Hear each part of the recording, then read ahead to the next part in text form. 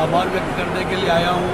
उन्होंने जिस तरीके से बजट में हमारे किसान, मजदूर और श्रमिकों की मांगों को पूरा किया, उसके लिए उनके लिए धन्यवाद। आभार सभा आयोजित की गई हमारे इंटक संगठन द्वारा। उन्होंने कर्मचारियों के लिए, मजदूरों के लिए, किसानों के लिए, युवाओं के लिए, महिलाओं के लिए, यानी कि 36 कौम को और सभी की भावनाओं को ध्यान में रखते हुए बजट के पहले हमसे बुलाकर विचार लिए और उस विचारों को उन्होंने बजट में सम्मिलित किया।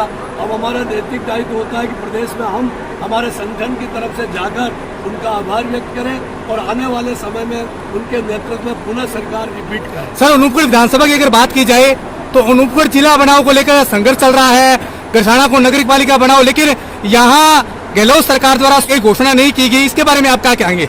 नए जिले बनाने के लिए एक उन्होंने उच्च स्तरीय कमेटी गठित की है। उस उच्च स्तरीय कमेटी की रिपोर्ट आने पर वो उस पर निर्णय करेंगे और वो जनता के हितैषी, ऐसे सेवक और ऐसे ईमानदार गांधीवादी जनता को सुविधा देने वाले हैं। अगर रिपोर्ट पॉजिटिव आई तो आप विश्वास रखिएगा आपके यहाँ वो जरूर होगा। सर, मजदूरों के बिल्कुल मेरे विभाग से संबंधित मुद्दा उठाया। मैं आपको ये बता देना चाहता हूँ कि पिछले समय में गहलोत सरकार के समय में BOCW बोर्ड का मैं मेंबर था, मांगीलाल जी गरासिया उसके चेयरमैन थे। बिल्कुल। जब सरकार गई हम 900 करोड़ रुपया खजाने में छोड़ के आए थे और अभी हमने सरकार आने के बाद टीकाराम जूली जी के नेतृत्व में सरकार संभाली, तब बोर्ड में हमारे ऊपर 2200 करोड़ का कर्जा भारतीय जनता पार्टी छोड़ के गई। और जब कोरोना काल में शेष नहीं आया, क्यों निर्माण काम रुक गए थे, 1% शेष से पैसा आता है, फिर भी गहलोत साहब ने उस कोरोना काल में हर मजदूर के घर खाते में 3500 रुपया डलवाया, क्योंकि वो रोजगार पे नहीं जा रहा था। और उसके बावजूद हमने छोटी योजना, प्रसूति लाभ, छात्रवृत्ति, इन सब की हमने पैसा जारी कर दिया।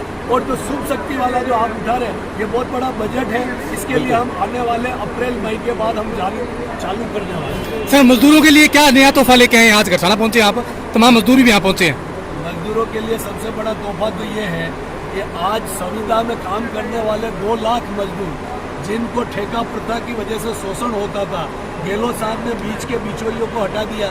जो आंगनवाड़ी, आशा सहयोगिनी, मिड डे और थाने में काम करने वाले लांगरी जैसे छोटे कर्मचारी, जिनको रिटायर्ड होने के बाद कोई भी ग्रेजुटी लाभ नहीं मिलता था, उनको 2.5 से 3 लाख रुपया उसको सेवानिवृत्ति के दिन राज्य सरकार अनुदान देगी। इसके साथ साथ आप देखिए कि जो वर्क चार्ज कर्मचारी जो कई वर्षों से 1985 के बाद इस व्यवस्था नहीं है, वो उन वर्क चार्ज कर्मचारियों को स्थायी करके गहलोत साहब ने बस्ट्रोल पद्धति को वापस शुरू किया। इतना तोहफा लेके आया हूँ कि गिनाता जाऊंगा शाम हो जाएगी। व्यापारियों के संबंध में थी और किसानों के संबंध में थी, उसको तो डिटेल से चर्चा कर ली गई है। ये किसान से जुड़ा हुआ क्षेत्र है, यहाँ पानी की समस्या क्या रहती है और हमारे गहलोत साहब की सरकार हमेशा ही किसानों के प्रति यही है। और कभी भी जो भी कोई मांग होती है, पानी की समस्या होती है, हम आगे चल करके, आगे बढ़ करके उन समस्याओं का समाधान करते हैं। और अभी जो फसल खराबे के मामले को लेकर के भी किसानों की बड़ी समस्या है, उसमें भी सरकार ने स्पेशल गिरदावरी करवाई गई है और किसानों को अधिक से अधिक लाभ मिल सके, इस चीज़ का पूरे प्रयास किए। सर, जिस लोकसभा क्षेत्र में आप लगातार घूम रहे हैं, वहाँ के MP साहब अर्जुराम जी मेघवाल कह रहे हैं कि इस बार जो बजट आया है वो ओनली फॉर लॉलीपॉप है, इसको लेकर क्या कहेंगे? ये तो देखो अब उनका काम है कहने का। असल तो ये है कि केंद्र का बजट एक ऐसा सूत का गुच्छा है जिसका ना तो सिरा पकड़ में आता है, न सिर पकड़ में आता है, कुछ भी किसी के समझ में नहीं आता है। हमारा जो राज्य सरकार के द्वारा जो बजट दिया गया है उसमें हर वर्ग के लिए इतना दिया गया है, जो अभी पूरा डिटेल में सुनाया गया था। इससे निराशा में आकर के अर्जुन राम जी इस तरह के बयानबाजी कर रहे हैं कि केंद्र सरकार ने कुछ दिया नहीं और राज्य सरकार ने इतना दे दिया, वो क्या मुंह लेकर के जनता के बीच जाए, इसलिए वो अपनी खींच मिटा रहे हैं।